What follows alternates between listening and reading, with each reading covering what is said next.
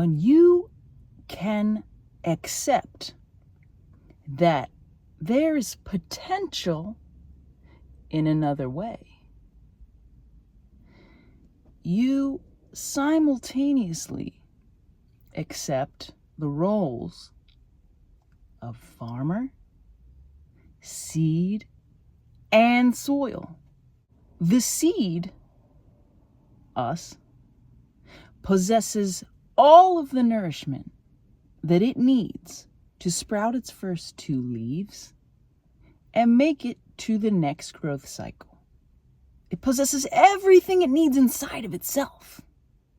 And it doesn't sprout until conditions are perfect. And the seed, as it grows into a plant, with its cotyledons, the first 2 leaves, these leaves don't look like the actual leaves of the plants. Nothing in life begins looking like its end result. You may have heard people say farmers don't plant their seeds and then say, I hope my crop grows. I hope this turns into corn. No, they know it's going to turn into corn, and they work with nature. They're patient. They show up every day, do what they're supposed to do, and they know eventually this cycle of growth is going to get to a place where the plant is giving back to the farmer. The masculine energy is in commitment to consistency. The feminine energy is working with nature and understanding that things cannot happen in conditions that are not right. In my own personal story, I've been cultivating this community, this channel, Yoga for Musicians. I've been talking about this and putting my focus towards this for almost a decade now. And it wasn't until I walked away from the people that are toxic and do not serve me, and they poison the soil of my environment and of my mind. And now, in the last year, I have made more moves for my own personal gain than I have been able to make in the last decade, because the people around me were not supportive of my growth. And now that the conditions are right, because I created the conditions through following my intuition, my inner guidance, now the conditions are right, and I don't really have to do much more except for show up, continue to show up. The work doesn't get more, it gets different.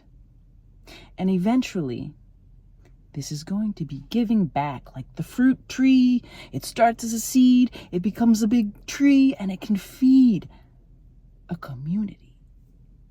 As the farmer, you just want to make sure the conditions are right, you're giving the proper nourishment, and there's no outside animals trying to get into the crop and steal the food before it's grown into its full expression.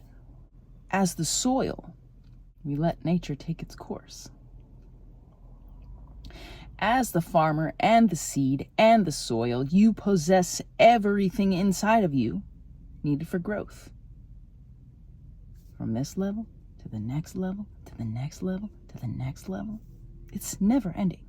And eventually, you're going to find the community of people that will help your crop thrive.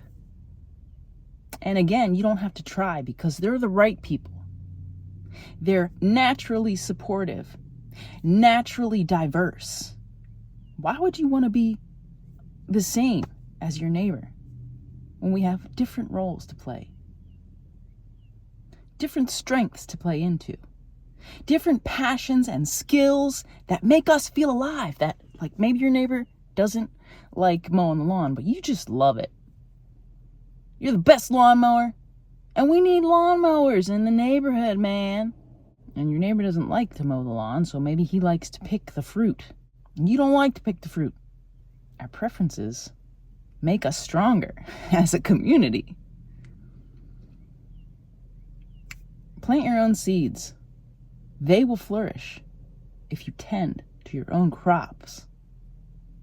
And as your crop grows inside of you, other people will start to see and want to support. And you can see theirs growing. And you want to support. It might not be easy, but it's simple. And you put in the work that you feel called to do. Show up. Nourish what you need to. And you will grow. It is nature.